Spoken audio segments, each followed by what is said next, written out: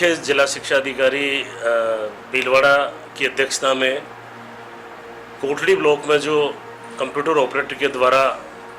वेतन में फर्जी आईडी बनाकर जो गबन किया गया था, उसकी जांच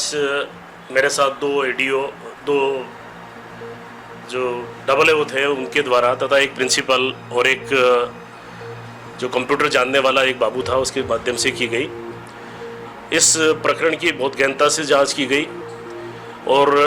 हमारे पास जो गेगा का खेड़ा से सबसे पहले जो कंप्लेन आई थी, उस गेगा का खेड़ा से हमने एक आईडी पकड़ी थी जो कि फर्जी थी। जीपीएफ से हमने जानकारी प्राप्त की तो वो फर्जी थी। उस आईडी से कुछ राशि किसी महिला के नाम पे जमा हुई थी। उसके अकाउंट्स को ट्रेस किया गया, बैंक के अधिकारियों से मिले और बैंक के अधिकारियों से हमने जांच में उस अकाउंट के बारे में पूरी जानकारी प्राप्त की। तो हमारी जानकारी के अनुसार उस में काफ़ी राशि जो वेतन की थी वो जमा की गई थी, जबकि वो महिला किसी सरकारी विभाग में कार्यरत नहीं थी, शिक्षिका नहीं थी। तो इस तरह से प्रकरण उजागर हुआ और फिर ट्रेस करते हुए हम लोग यहाँ उस आईडी की पड़ताल करते रहे और उस आईडी के माध्यम से हमने ये जाना कि वो आईडी एक दूसरी स्कूल में भी ट्रांसफ़र हुई।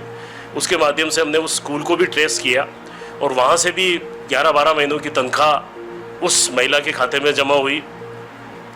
उसके बाद हमने ब्लॉक कार्यालय की सारा जो रिकॉर्ड था उसकी गहनता से जांच की और जांच के बाद हम लोगों को ऑनलाइन लगभग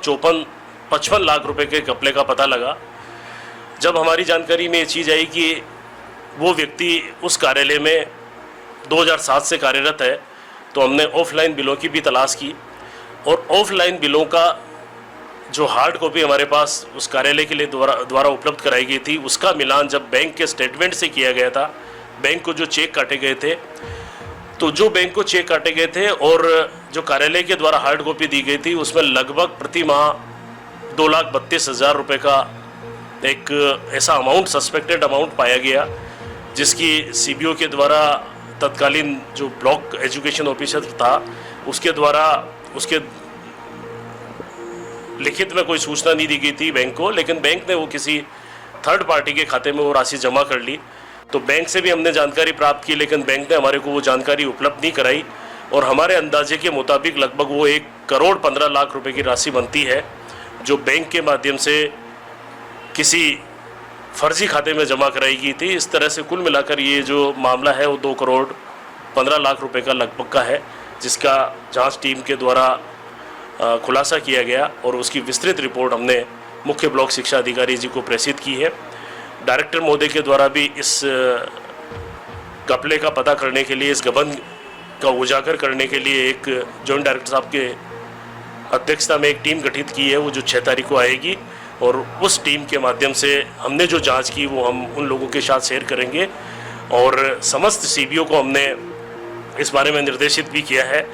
कि वो अपने अकाउंट्स का, पर्टिकुलरली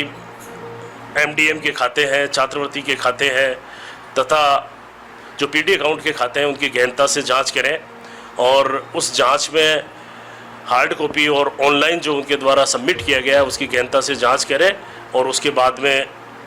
ये हमारे को भी सूचित करें कि इस तरह का कोई किसी तरह से कहीं हो तो नहीं रहा है। तो हम लोग इसमें सावचेत रहेंगे, सबको सचेत करेंगे और आगे कोई इस तरह की बात नहीं हो इसको सुनिश्चित करेंगे। इसमें कुछ लोगों को हमने चिन्हित किया है जो तत्कालीन बीओ थे, तत्कालीन सीबीओ थे, उनको चिन्हित किया है कि उनकी पर्यवेक्षणीय लापरवाही हुई जिसके माध्यम से इतना बड़ा गमन हो सका। उन सब लोगों को अपने रिकॉर्ड को चेक करना चाहिए था, ऑनलाइन रिकॉर्ड को भी चेक करना चाहिए था और उस ऑनलाइन रिकॉर्ड के माध्यम से हार्ड कॉपी निकालनी थी, तो वो भी चिन्हित किए हैं। उनके नाम भी हमने भेज दिए हैं। उच्च स्तर से उनके बारे में जो भी कार्रवाई है वो होनी। बिल्कुल बिल्कुल, ये तो हम सुनिश्चित करेंगे कि प्लेसमेंट एजेंसी जो भी है, उनके कार्मिक जो भी लगे हैं वो हमारे कंप्यूटर पर अगर बैठ के काम कर रहे हैं तो उस कंप्यूटर पे ही वो लॉगिन आईडी और पासवर्ड, अगर कोई हमारा कार्मिक काम कर रहा है तो करें और उसके बाद में तुरंत उस पासवर्ड को भी चेंज करें,